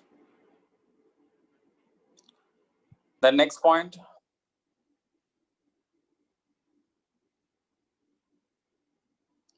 there was a decline in the social position of Vaishyas.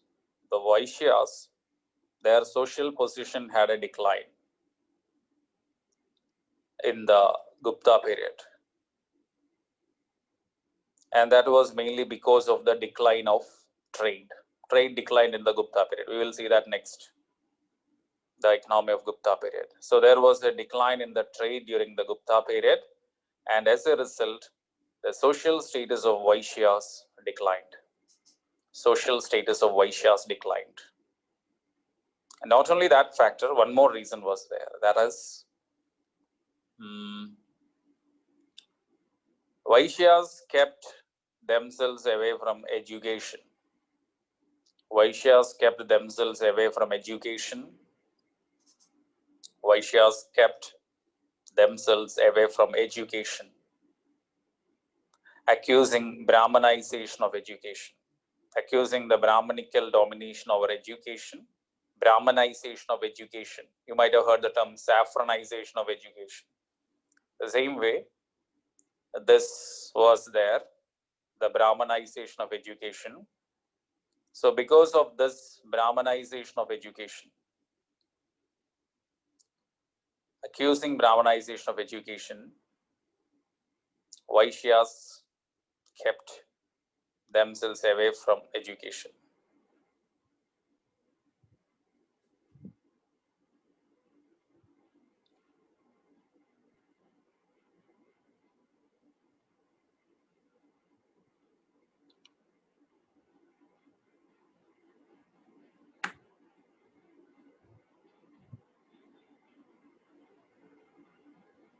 So that was the reason for the decline of the social position of Vaishyas. Then next, position of women. Position of women, Gupta period. Further decline in the social position of women. Further decline in the social position of women. So further decline of the social position of women because child marriage became common. Child marriage became very common during Gupta period. Post-Maurya period it started. Gupta period, child marriage became very common. Sati system emerged. Sati system emerged during the Gupta period. Sati. And the first inscriptional evidence that is in an inscription recorded, first inscriptional record of Sati, Eran inscription. Eran inscription. Eran is in Madhya Pradesh. Eran inscription of Bhanu Gupta. 510 AD. Eran inscription of Bhanu Gupta dated 510 AD. That provided the first evidence for inscriptional evidence for Sati in India. Sati in India. First inscriptional evidence for Sati in India. Then Devadasi system emerged during this period. Devadasi system emerged during this period. Devadasi system that emerged during this period. Devadasi system means keeping girls in the temples, donating girls to the temples. Young girls, girls are young. Yeah, donating girls to the temples, small girls to the temples. That is called Devadasi system. So this period only temples emerged in India. I mentioned that Hindu temple, first one, the Shavadar temple, Devgad, during Gupta period. Now they started a practice of keeping girls in the temples. They said that these girls are donated to the god. God will sit in the temple only. Okay.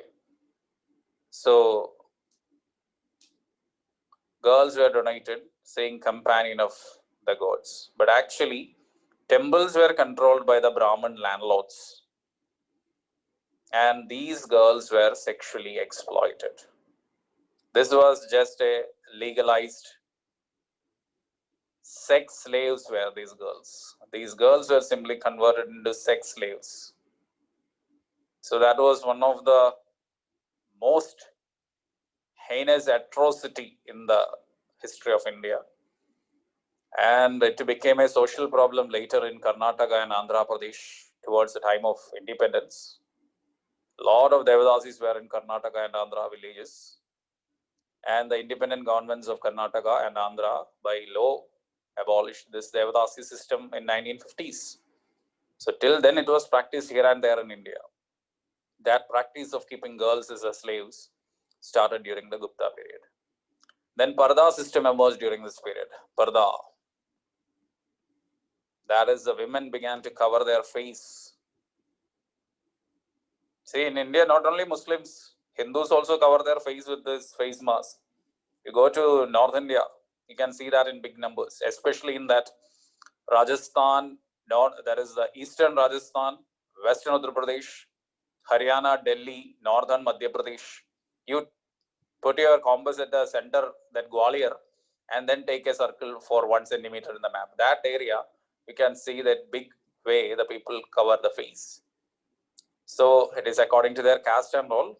But what I feel is that it is just the, what we can say, suppression of women only, covering the face and all, for whatever reason.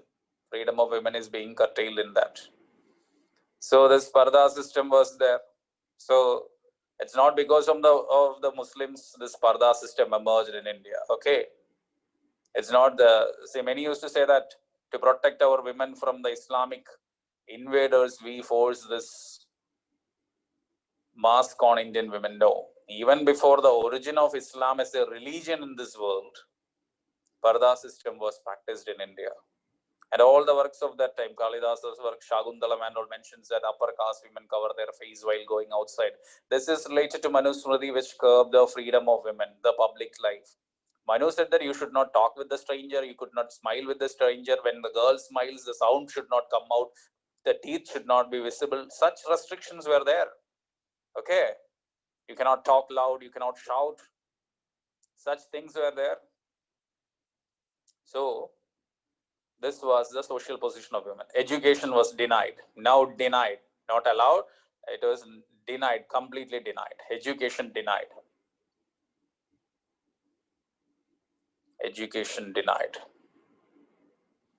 Then property rights were denied except Stridhana. Property rights were denied except Stridhana. So some Smridikara means writer of the Smriti book. So many Smriti books were there. Vishnu, Narada, Brihaspati, this, that and all. So every Brahman of that time, they used to write something and that will become a Smriti according to his name. Yagnavalkya Smriti, Brihaspati Smriti, Narada Smriti, Vishnu, Abhastamba, Gautama, Arun. So you can write any name, okay, and add a Smriti if you are running short of the Smritis, no problem. It should be a name of a popular Hindu name and add a Smriti with that. Automatically that will be a Smriti. So Stridhana, they said that no property right should be given, but some said that at the time of marriage, give some money to her. Though they mentioned that for the good of women, that became the worst thing happened for Indian women. This legalized dowry in India, and you know how the troubles of dowry. So this legalized the dowry system in India. So all this was the position of women. The next point, Shudras. Shudras got social recognition as agriculturist.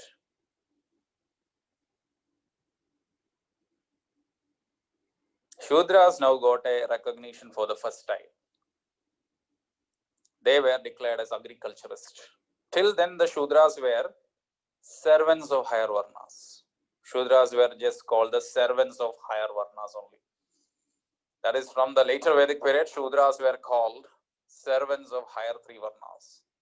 Servants of higher three Varnas only.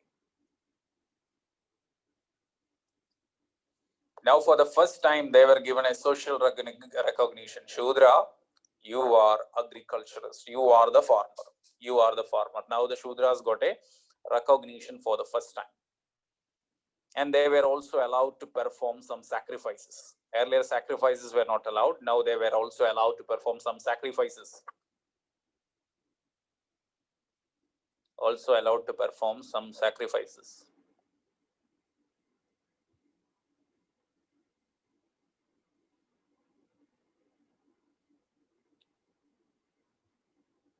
But this didn't improve the condition of Shudras in the real sense. This was just an appeasement to Shudras. Why? Earlier, Brahmins had maximum 5 acre or 10 acre land. Assume that. You could cultivate that with the help of, say, 5 to 10 Shudras. You can easily control. Being a Brahmin and all, you can easily control this 5 to 10. But now you became an owner of 500 acre land grant. You were dependent on the Shudra labor. But you cannot forcefully keep, say, 1,000 or 2,000 Shudras, because they will be in the numerical majority and sometimes they can retaliate. So now you have to keep them blinded under the influence of religion. So they said that Shudras, your religious duty is to do agriculture. You are the agriculturist. And to satisfy them, they said that you can do some pujas also. So this was just a appeasement for the Shudras.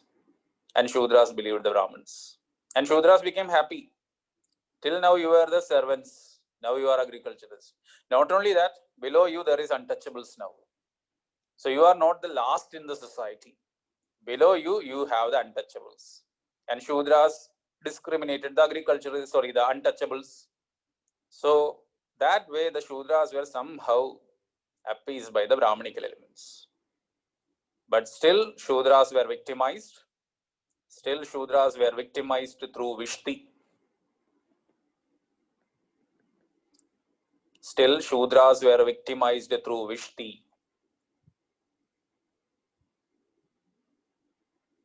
And Vishti is forced labor.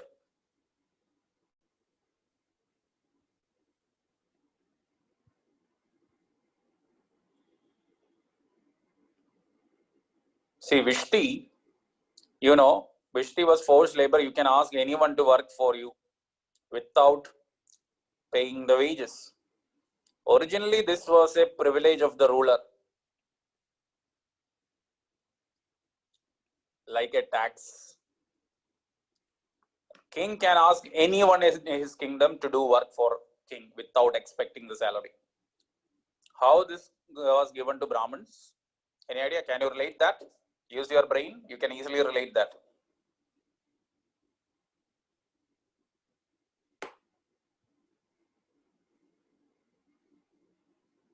Land grants.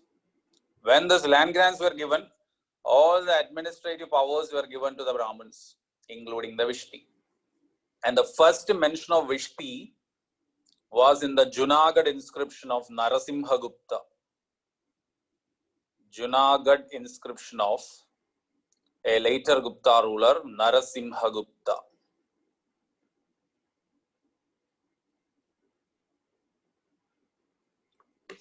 Narasimhagupta. Later Gupta ruler, Narasimhagupta.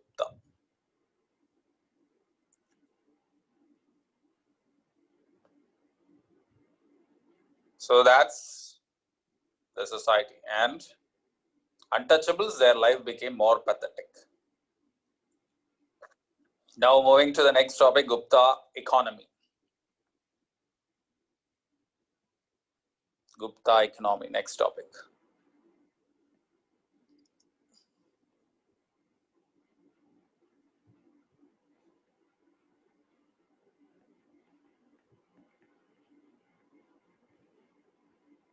So Gupta economy, we have to understand two things.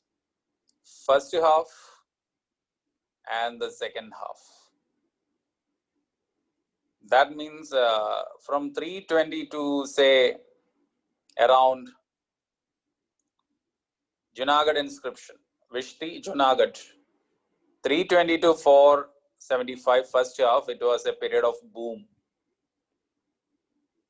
Then from 475 onwards, it was an economic decline. So first half of Gupta rule, that was an economic prosperity. The prosperity of the post-Maurya period continued. And in the second half, there was an economic decline in the Gupta period. So keep that in mind. This was not a monotonous thing. There was a growth initially and that came down and that was a decline. So first half, there was a huge growth in agriculture. Huge growth in agriculture, mainly because of two reasons. One is land grants. Now land grants reached everywhere. Yesterday I explained why land grants. Same point is applicable here. Half the land uncultivated. The owners of the land grants now expanded the agriculture. Second thing is irrigation facility by the state. Irrigation facility by state.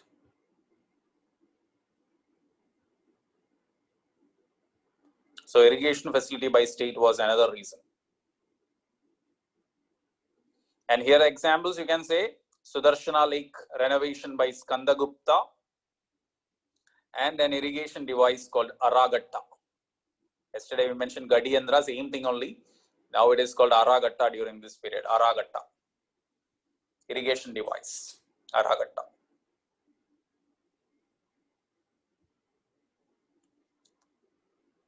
So agriculture, there was a huge growth. Then industries. Industries, there was huge growth in the manufacturing sector. Huge growth in the manufacturing sector. Trade guilds played a leading role. Trade guilds played a leading role in the manufacturing. Trade guilds played a leading role in the manufacturing.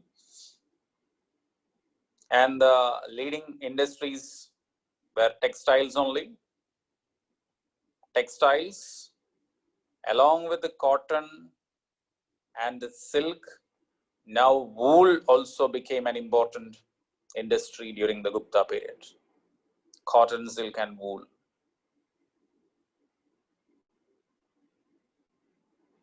Then that pearl, spices, everything continued. So industrial sector, there was a growth. And there was a huge rise in the number of cities and towns. There was a huge rise in the number of cities and towns under Gupta rule. Huge rise in the cities like Pataliputra, Shravasti, Ujjain. Large number of cities were there. And the sources mentions about a town called Arikina, which is modern Iran in Madhya Pradesh. And this city was termed as the pleasure city of Guptas. Pleasure city of Guptas. Pleasure city of Guptas. So big number of cities and towns. There was growth in the cities and towns during the Gupta period. Cities and towns had a good growth during the Gupta period. Then next, trade.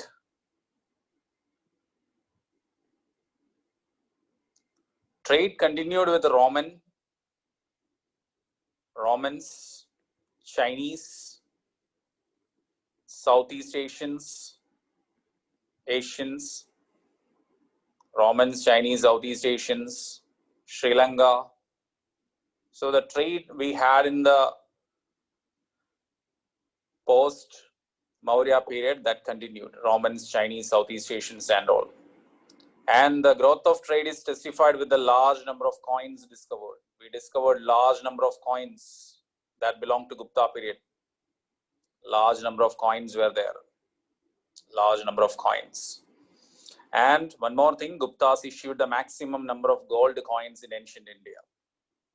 Guptas issued the maximum number of gold coins in ancient India. Maximum number of gold coins was during the Gupta period. So they had that too. Large growth of this gold coins. The next, but the Gupta economy witnessed a decline in the second half. Gupta economy witnessed a decline in the second half. And this was mainly due to the loss of foreign trade. Mainly due to the loss of foreign trade. Three reasons for that loss of foreign trade. First is the decline of Roman Empire in the 5th century. We lost a big market. Decline of Roman Empire in the 5th century AD. So we lost a market. Second point, the silk trade, which continued with the Eastern Roman Empire. So after the fall of the Roman Empire, the eastern part of the empire became another called Eastern Roman Empire. European part got split into so many pieces, but Turkey onwards till Arabia, Eastern Roman Empire was there. It was called the Byzantine Empire. Byzantine. So the silk trade which continued with the Eastern Roman Empire, which is called the Byzantine Empire, that is, even after the fall of the Romans also, we continued the silk trade. The silk trade continued with the Eastern Roman Empire, came to an end soon. Came to an end soon because the Byzantines learned the art of silk making from Chinese. So they learned the art, how to make silk from the Chinese, and our 500-year loot came to an end. So that was a big setback. Otherwise, we would have made big money. See, Indians are the greed of the Indian merchants is the reason. See, when the Roman market was gone, these fellows further increased the price of the silk. Already it was exorbitant rate. Now, once again, they increased the rate. And that was the situation when the empire was split into two and the economic position of the Eastern Romans were also not that good. Then still they have that great affinity to the silk. Indian traders, in order to make up for the loss in the Roman Empire, they simply increase the price here. Now the Byzantines became mad and they came to know that this is actually made in China only. So they closely followed the Central Asian regions and they had identified two Chinese travelers who had the knowledge of silk making. They abducted that two Chinese fellows and came back to Eastern Roman Empire, that is the Constantinople, and they forced them to teach the silk making technology. Fearing for their life, the Chinese fellows trained the Byzantines in developing silk, and our silk trade came to an end. And the last is the Han invasions. The Han invasions. So after 50 years, once they were defeated, after that, when weak Gupta rulers emerged, the Huns reappeared and they began to attack the Indian land routes. So the trade routes through Central Asia got disrupted because of the Hun invasions. The trade routes of Central India got disrupted. Central India got disrupted.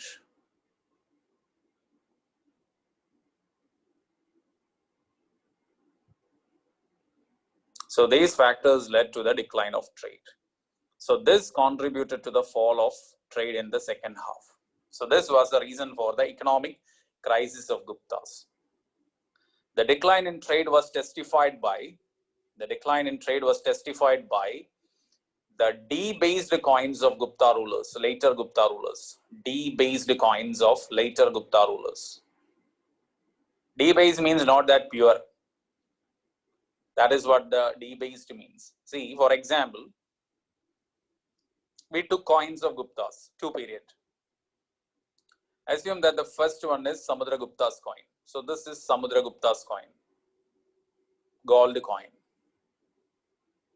And when we conducted our analysis of this coin, Samudragupta's coin was like this. That means 80% gold and 20% copper. So this is a high standard gold coin. So whenever we get high pure, these coins we call the pure gold coins, because 100% gold and coin is not possible, because gold is brittle. Okay, so this is what the best quality gold coin. So when we get the coins of this thing, we will identify that, okay, the corresponding period was an economic boom. That's why this much gold is there in the coins by the rulers. But when we took the coins of Guptas after 500, it is still gold in color. That is, the coins are still gold in color.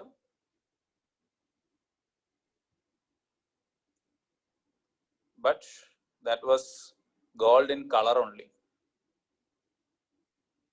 The inside was more copper. So now we could see that 25% gold and 75% copper. So like our rolled gold, imitation gold, color is gold, but inside it is not gold. So later Gupta coins were such debased coins. So this was an indication that, and this is a proof that the economic decline already started. So this is what the economic condition of Guptas. Then this time that UPSC asked about the port cities of the Guptas. Never expected to ask that. Though we used to study that in the history option, like Gandashala was an important port and Chaul was a famous ancient India port. If anyone could relate with that, they could have answered that. So some points I will research and I will add to this in the later classes. And Gupta rule is called golden age for so many other developments. It was not at all golden. Society used, so it is dark. Economy was half good and half collapsed. Political, Samanta system, decentralization, weakening of central power. So we cannot call Gupta rule a golden age. It was just our reaction against the Britishers. In order to fight the Britain, we wanted to have our culture so great, and it was our nationalist war against the British. We call the Guptan age as a golden age. But when we analyze the life of the common man, there was no gold. It was copper only. Okay. But Gupta age was good for art and culture, literature and all, science and technology also. There was a huge development in science and technology. We discovered that Earth is spherical. Okay. We clearly discovered that Earth is not flat. We found out the reasons for the solar eclipse, lunar eclipse. We had the knowledge of the 9 planets. We had good growth in this astrology, astronomy, Ayurveda, mathematics, value of sine and cosine, trigonometry. So many things we discovered. Zero, decimal system. So many things were there. That all we'll study in the art and culture class. Then the metallurgy also. There was good growth in the field of metallurgy. And you can add that point on Chandragupta. You just take that Chandragupta second and add this point. The Mehrauli iron pillar. The Mehrauli iron pillar. Mehrauli near Qutub Minar, not at Qutub Minar only. Mehrauli iron pillar, which is believed to be of Chandragupta II. It is believed to be that of Chandragupta II. It is a finest example for the advanced metallurgy of Guptas. Finest technology for the advanced metallurgy of Guptas. Finest technology for the advanced metallurgy of the Guptas. Advanced metallurgy of Guptas. Because even after 1600 years, it is not corroded. Simple iron, not any stainless steel, but it is more perfect than a stainless steel. Stainless steel also will get corroded after some time, okay, if you keep that in the water forever. But 1600 years in the open, that pillar is not corroded. So that's a great. We still wonder how that much purity of iron was made at that time. So that's regarding the Gupta rule. Now next, last topic of ancient India, post-Guptas. Post-Guptas. Post-Guptas. See, the time period from 550 to 800 we can call as post-Guptas. 550 to 880. This is what we can term as the post-Guptas. And this period, there was a decline in political, economic, and social conditions in North India. Specifically North India. South India during this time, there was two big empires of Pallava, Chalukya. Then economic growth and social growth was there. But North India, this period was a political, economic, and social decline. It was a political, economic, and social decline. So political, post-Gupta political life.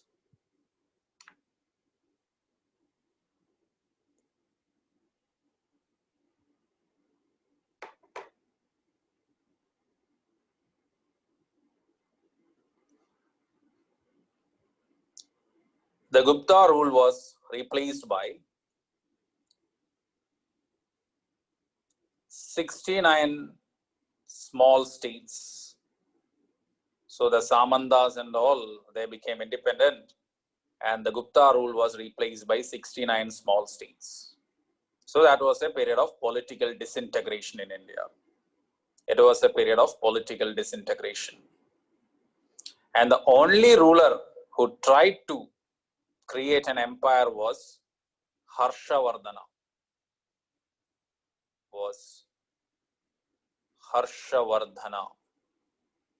The only ruler was Harshavardhana, who was the king of Pushyabhudi dynasty.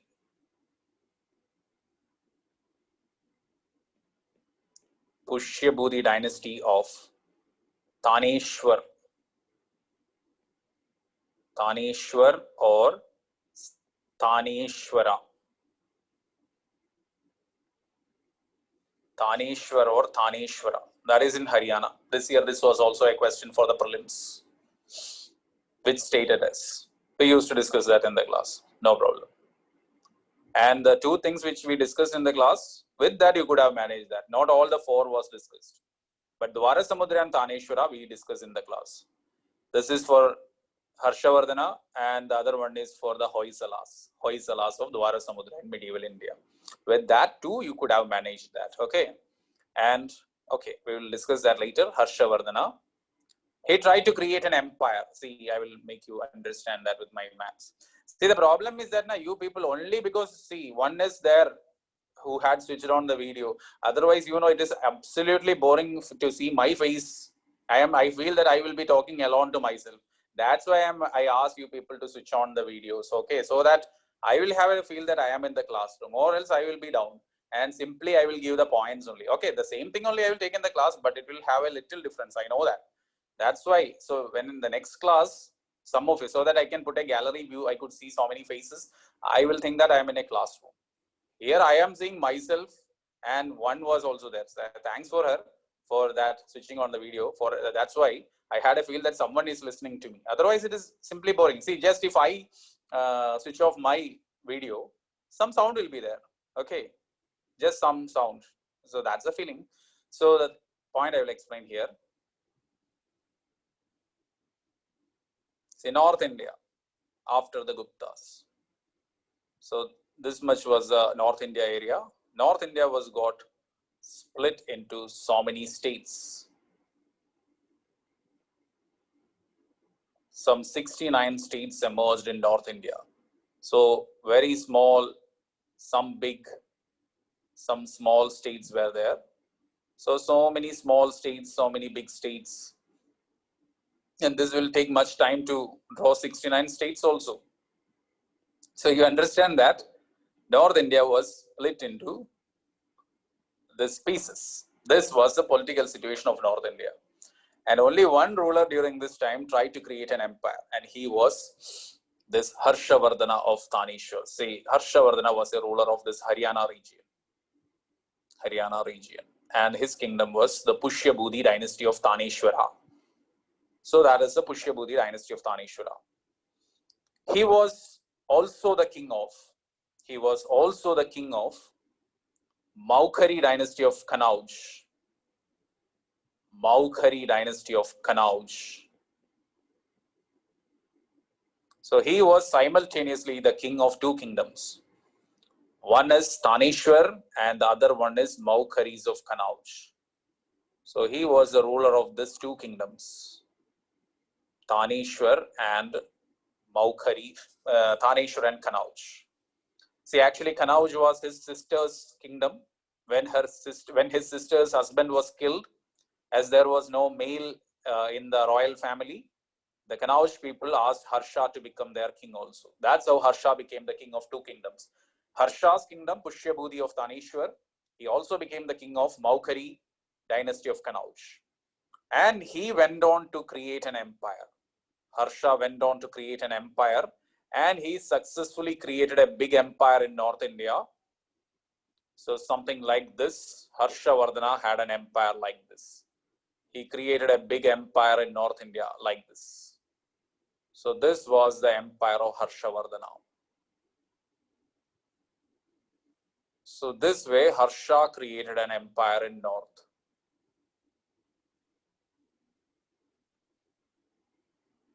So this was Harshavardhan's empire. So only king during that time who tried to go for an empire was Harshavardhana.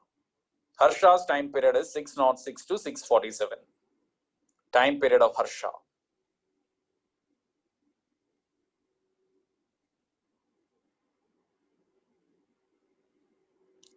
Harsha's time period 606 to 647. This was the time period of Harshavardhana. 606 AD to 647 AD.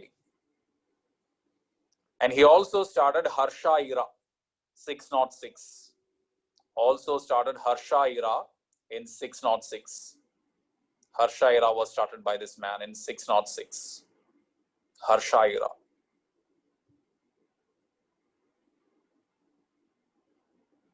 So this was his territory. His territory was up to Narmada in the south. Narmada river in the south. So his boundary was the Narmada river in the south and Kashmir in the north. Kashmir in the north.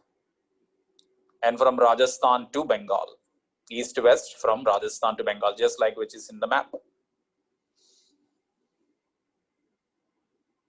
And why he could stop? He was stopped at Narmada. You write that.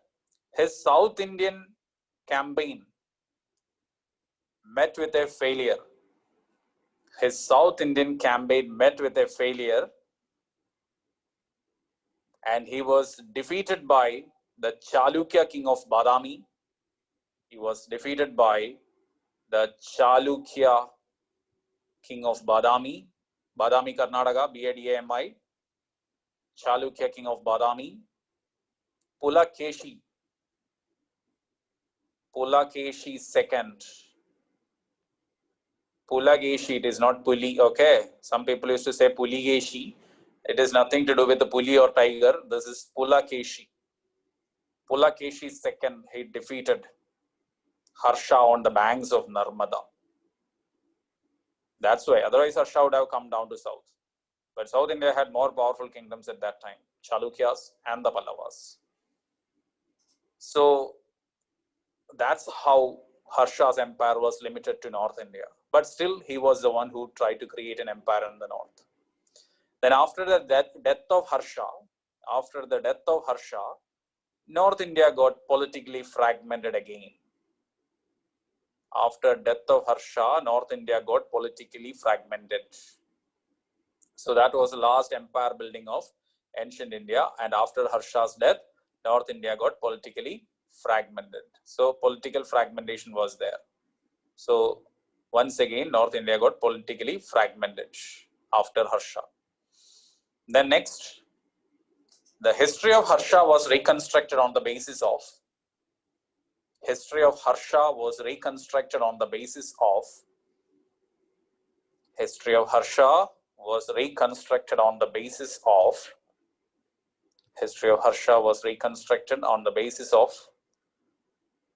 the book Harsha Charita. Harsha Charita, written by his poet Banabhatta.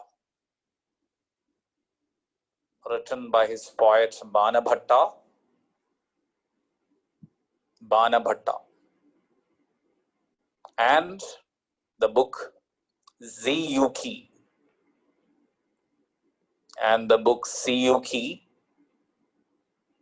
Written by the Chinese traveler Yuan Chang.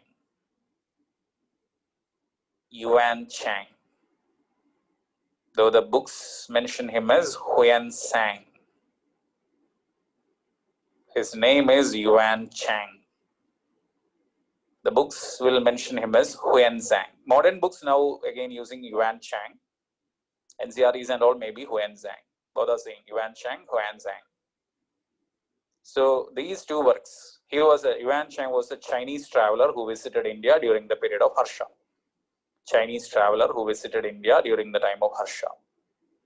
Banabhatta was a poet of Harsha and he wrote the work Harsha Charita. Harsha Charita was written by Banabhatta. And Banabhatta had another book, one more book is there, Kadambari. Another work of Banabhatta, Kadambari.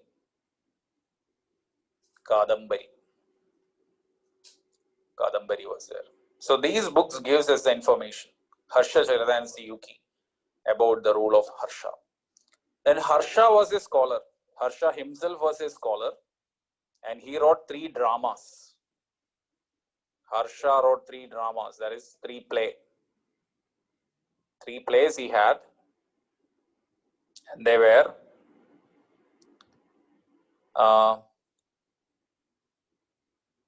Priyadarshiga,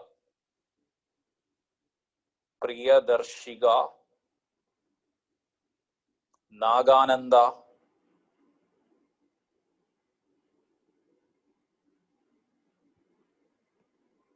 we didn't fix Harsha's end as the end of ancient India.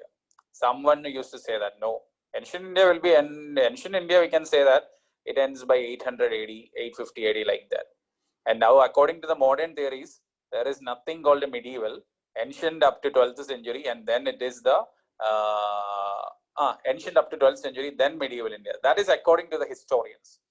And there is a modern view is that the point medieval is not that correct also. So that depends on the history. Harsha's end is not the end of ancient India. No change was there. Okay. Nagananda. Priyadarshiga, Nagananda and Ratnavali. These were the 3 works written by Harshavardhana. Priyadarshiga, Nagananda and Ratnavali. Then next point.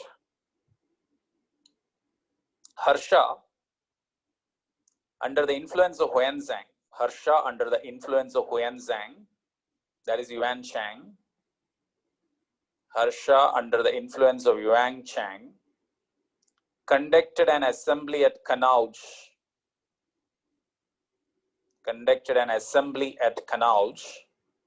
For the promotion of Mahayana Buddhism. For the promotion of Mahayana Buddhism. So he conducted an assembly at Kanauj for the promotion of Mahayana Buddhism. Mahayana Buddhism. So Buddhism was declining in India from Gupta period. Guptas were the supporters of Brahmanical religion, and because of that, as well as the internal troubles of Buddhism and Jainism, that religions began to decline. So by the time of Harsha, Buddhism was almost declined. So this was an attempt to revive Buddhism in India. So the Brahmanical elements became angry and they tried to kill both Yuan Chang and Harsha in this council. So you can write that. There were attempts on the life of Harsha and Yuan Chang during this council. There were attempts on the life of Harsha and Yuan Chang in this council.